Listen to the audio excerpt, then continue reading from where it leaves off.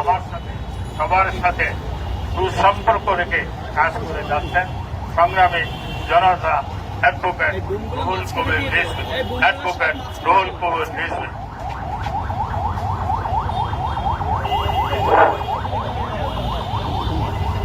জাতীয়তাবাদী তাঁতি দল আয়োজিত পথচারীদের মাঝে বিশুদ্ধ বোতলজাত পানি সরবরাহ, স্যালাইন ইত্যাদি প্রদানের এই অনুষ্ঠানের সভাপতি তাঁতি দলের আহ্বায়ক আবুল কালাম আজাদ। উপস্থিত রয়েছেন বিএনপির জাতীয় নির্বাহী কমিটির স্বেচ্ছাসেবক বিষয়ক সম্পাদক, ঢাকা কলেজের সাবেক ভিপি বীর শরাফত আলী শুভু। উপস্থিত রয়েছেন বিএনপির জাতীয় নির্বাহী কমিটির সহ অর্থনৈতিক বিষয়ক সম্পাদক মাহমুদুর রহমান সুমন। উপস্থিত রয়েছেন জাতীয়তাবাদী তাঁতি দলের সদস্য সচিব মুজিবুর রহমান, যুব দলের জাকির সিদ্দিকী সহ এখানে অনেকে রয়েছেন, ডাক্তার জাহিদ, সবাই এত নাম বললে তো ভাই সবাই আমাদের আন্দোলন সংগ্রামে অত্যন্ত গুরুত্বপূর্ণ নেতৃত্ব।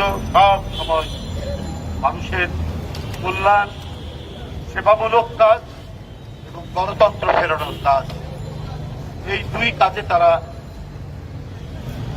সদা তৎপর থাকেন। আমরা সবাইকে ধন্যবাদ জানাই।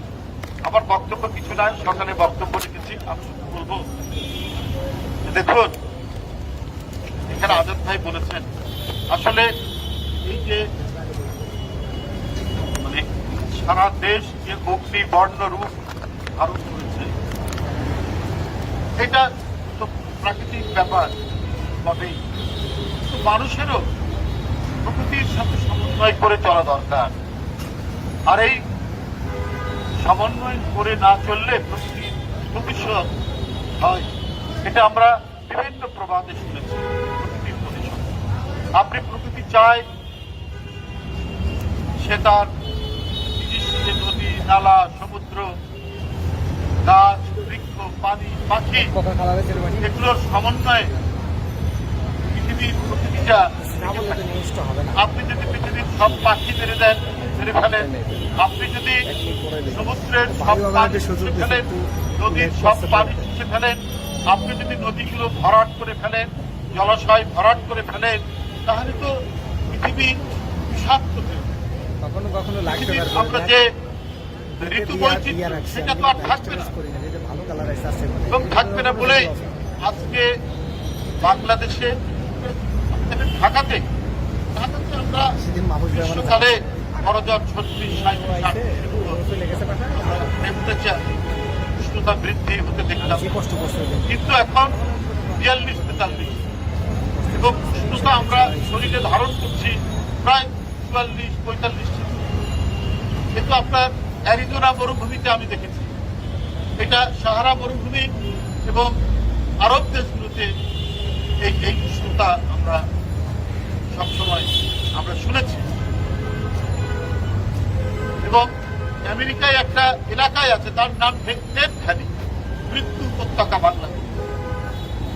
সেখানে 50 ডিগ্রি পর্যন্ত তাপমাত্রা।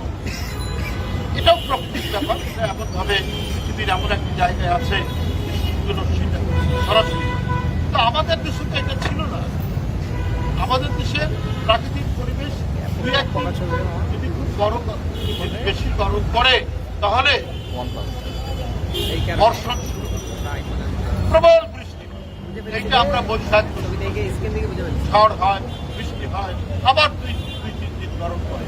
সেই গরমটাও ছিল মোটামুটি ভাবে সবরই, কিন্তু 42-43 ডিগ্রি সেলসিয়াস। আজকে আমরা যত এই বিষয়ে বলি, সরকার উচ্চতা, আমরা বলেছি এই গ্রীষ্মের মধ্যে মানুষ বাঁচতে পারছে না।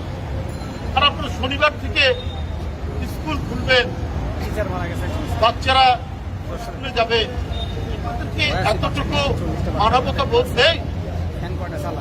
আজকে ব্রাহ্মণবাড়িয়ায় এই প্রখর রোদে গরমে মানুষ মারা যাচ্ছে।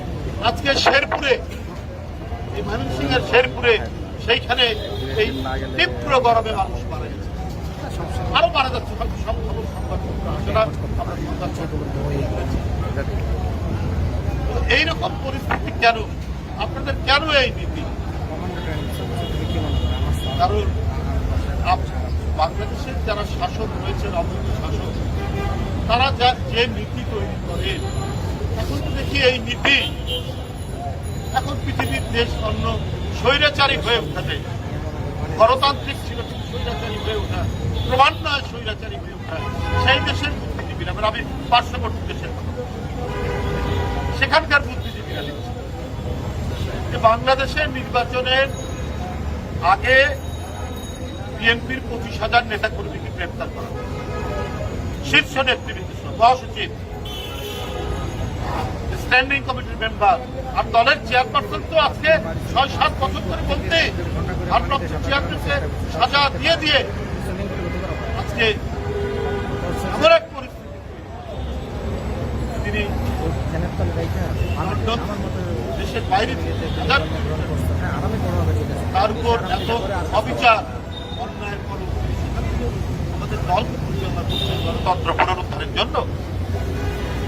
ঠিক পার্শ্ববর্তী দেশেও আমরা দেখলাম নির্বাচনের আগে একটা আম আদমি পার্টি তার অরবিন্দ কেজরিওয়াল, সেখানকার মুখ্যমন্ত্রী, তাকে গ্রেপ্তার করা। লালু প্রসাদ যাদব, তার নামে 5টি মামলায় ওয়ারেন্ট ঘোষণা করা হবে। তো এটা এখন গুরু কি শেখ হাসিনা আর শিষ্য কি মোদী, না মোদী গুরু শেখ হাসিনা শিষ্য? আমার তো মনে হয় শেখ হাসিনাই গুরু, কারণ তিনি যে পদ্ধতি অবলম্বন করেছেন, স্বৈরাচার থেকে ফ্যাসিস্ট, ফ্যাসিস্ট থেকে চরম ফ্যাসিস্ট, এখন এক জুলুমের, এক নায়কের, এক ভয়ঙ্কর মূর্তিতে আত্মপ্রকাশ করেছেন শেখ হাসিনা। এখন ভারত একটি গণতান্ত্রিক দেশ, সেইখানে দেখছি শেখ হাসিনার নীতিকে অনুসরণ করে সেইখানে স্বেচ্ছাতন্ত্র যদিও পূর্ণতা লাভ করেনি, তারপরেও সেই দিকে ধাবিত হওয়ার আমরা প্রচেষ্টা করছি। এটা তো একটা কঠিন অবস্থা। নির্বাচনের আগে সেই দেশে প্রধান বিরোধী দল যেমন এখানে তাদের উপর অত্যাচার হচ্ছে, সেখানেও তাদের ব্যাংক অ্যাকাউন্ট সব, যেমন বাংলাদেশে আমাদের অনেক নেতা ব্যাংক অ্যাকাউন্ট, বিজনেস, ব্যবসা বাণিজ্য, দোকান পাট সব আওয়ামী লীগ দখল করেছে। সেই জন্যই বলছি যে গুরু হচ্ছে শেখ হাসিনা, শিষ্য হচ্ছে ভারতের নেতা, ক্ষমতাসীন নেতা। যা শেখ হাসিনা করছেন সেটাকে অনুকরণ করছেন ভারতের ক্ষমতাসীন নেতা। তাহলে স্বেচ্ছাতন্ত্রের প্রতিনিধি হয়ে বিকট এক ফ্যাসিবাদের এক নায়ক হয়ে তিনি যেভাবে আত্মপ্রকাশ করেছেন, এখন পৃথিবীর বিভিন্ন দেশ যারা ক্ষমতা চিরস্থায়ী রাখতে চায়, যারা বিরোধী দল দমন করতে চায়, যারা গণতন্ত্রকে কবরে পাঠাতে চায়, যারা বাক স্বাধীনতাকে রুদ্ধ করতে চায়, তারা এখন শেখ হাসিনাকে একজন তাদের দার্শনিক হিসেবে মানছে, তাদের নেতা হিসেবে মানছে। এই পরিস্থিতি চলবে না। মানব জাতিকে আপনার ছাগলের গরুর খোয়ার বানানো যায় না। মানুষ অন্যায়ের প্রতিবাদ করে, মানুষ আলোচনা সমালোচনার মধ্যে সত্য জিনিসটাকে করতে চায়। আমি বক্তব্য দীর্ঘায়িত না করে জাতীয়তাবাদী তাঁতি দল মানব কল্যাণে, মানব সেবায় তারা যে কাজ শুরু করেছেন, বিএনপির বিভিন্ন ইউনিট কাজ করছে, বিএনপির বিভিন্ন পেশাজীবী সংগঠনরা এই আজকের এই ভয়ঙ্কর উত্তপ্ত রৌদ্রে রিক্সা চালক, ভ্যান চালক, সিএনজি চালক, পথচারী, তাদেরকে তাদের পাশে যত সম্ভব তারা দাঁড়ানো। আমি জাতীয়তাবাদী তাঁতি দলকে এই জন্য আন্তরিক ধন্যবাদ জানাই, কৃতজ্ঞতা জানাই। তারা তাদের কর্মসূচি অব্যাহত রাখবে, শুধু পার্টি অফিসের সামনে না, তারা ঢাকা শহরের বিভিন্ন জায়গায় গিয়ে তারা এই সাধারণ মানুষের কাছে, পথচারীর কাছে, শ্রমজীবী মানুষ, তাদেরকে যেন বিশুদ্ধ পানি, বোতলজাত পানি সরবরাহ করেন। আপনাদের সকলকে ধন্যবাদ জানিয়ে আমার বক্তব্য। গণতন্ত্র মুক্তি পাক, স্বৈরাচার নির্বাচন। আমরা কয়জন না সরি ভাই ভাই ভাই ভাই, আমরা যে এখানে আছি এই নাকি এই সামনে যান না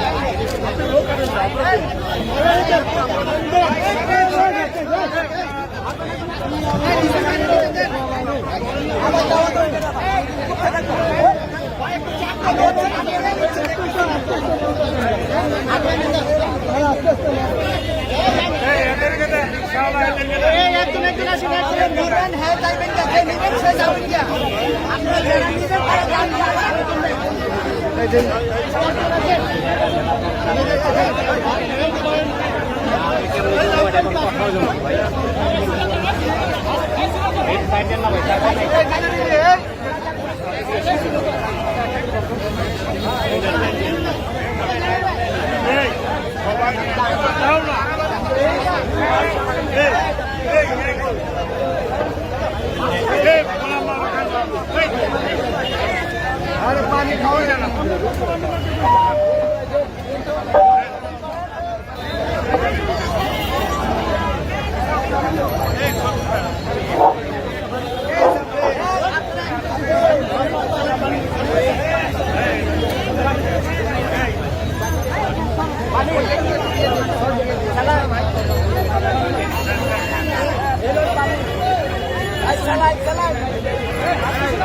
পানি পানি চার একটা পর একটা নিয়ে